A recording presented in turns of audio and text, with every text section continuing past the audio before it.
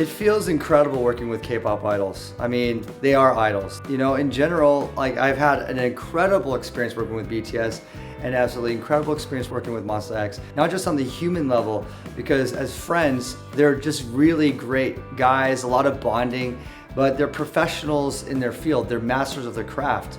And actually, I'm happy and proud to say I have more collaborations with K-pop artists down the pipeline that I won't share with you yet, but you will soon hear about it.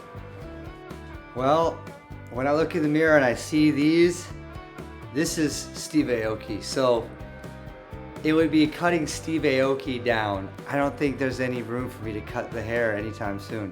Maybe when I'm really old, when I put up my music hat up and I'm just gonna hide in the mountains and meditate for like years, then or hide away, I might cut my hair. You know what? Some conditioner. Actually not some, a lot. I mean, all over my head, it's everywhere, and I just kind of lather it in. After a show, my hair does get all tangled and I need to loosen it up. So lots of conditioner, definitely wash your hair. It's one of those secret gems I'm only gonna let you in on a little bit.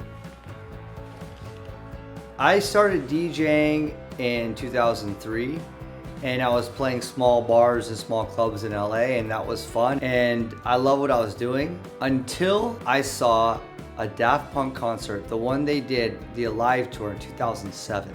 Watching them perform all their songs with their LED display and their pyramid, it really felt like God came down. And that's when I started thinking about the different things that would become a Steve Aoki experience, like the life raft and later on the cakes, and different things that I wanted to make it fun and an experience that you won't forget. So shout out to Daft Punk for giving me that inspiration.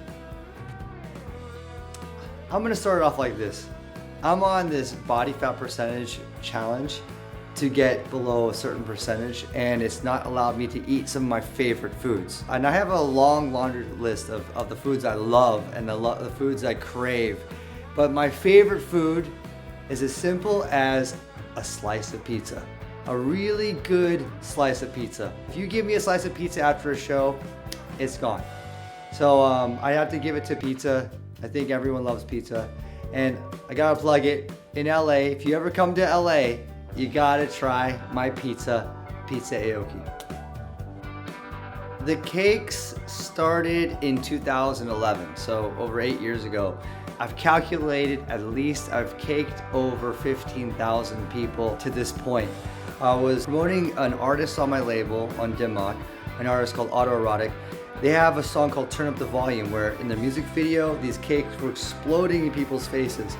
So I was thinking a good way to promote the song is by caking someone in the face at one of my shows. So we went to a bakery. I got a cake, brought it to the show, and I wasn't sure what was gonna go down because this is an experiment, let's see if it works. Walked around with the cake, kind of showing the crowd this beautiful, beautiful, colorful cake. And one person in the front row was like me, and their friends were like him, and I caked him. We posted it up on YouTube. It went viral, and I did it again. I bought another cake at another bakery at the next show, and went from 1 cake a show to 5 cakes a show to 7 cakes a show to now 10 cakes a show. And it's a really sticky, amazing moment of the Steve Aoki show. And the one thing you can't deny, people love cake. It's a tough one because cakes are perfect. They're the perfect storm of what makes sense to throw in your face. It's like there's a history of throwing cakes. You know, I've dished out other food to the crowd. I've dished out salad because I had a salad behind me. I was playing no beef. I was like, oh, this is kind of perfect. And I've definitely frisbeed out some pizzas. Pizza time. Everyone loves pizza. Everybody's hungry, especially the front row. They need some nutrition. I'm gonna give them some pizza. I'm going to pick a recent moment, something that's fresh off my head, and that's my show in Argentina, Lollapalooza, Argentina, actually. It was phenomenal. It was insane. There's so many different moments during my show where you're just pinching yourself. And there's one when I'm bouncing across the stage doing crowd control and you see 100,000 people bouncing from left to right. The cakes were great. Argentina makes amazing cakes. And I played with Paulo Londra and we dropped my remix of his song Forever Alone. And the crowd was insane for that one. I give it to Argentina, Lollapalooza. Wow, you guys, something I'll never forget.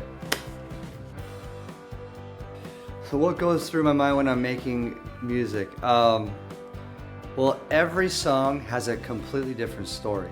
Anything that's gonna help build your song, they can come and go as fast as you think of them, and as fast as you try to grab them, they're gone. It's like a dream. That's why I literally record everything as I'm moving through my life. Luckily for me, I get to travel the world. I get to see all these different places, meet all these amazing people, hear all this different kind of music, different cultures of music that I wouldn't have been introduced to unless I was in the country with certain people. And in those moments, I have to think of myself as this human walking sampler. So I literally sample everything. And when I go back in the studio, I kind of go through the muck and see what actually is usable. With collaborations, it's a completely different process. You have to go in there without your ego. You have to really work with the other artists in a way that you get like this with them. So that way you create a whole new lane, a whole new road. So there's so many different ways to make music, so many different ways to channel that energy, channel your ideas. But remember, you are what makes your music. So your life experiences, what inspires you, all the different things that make you different than the other person, use that and you will make music that's for you, and people want to hear what's coming out of your head and with your heart.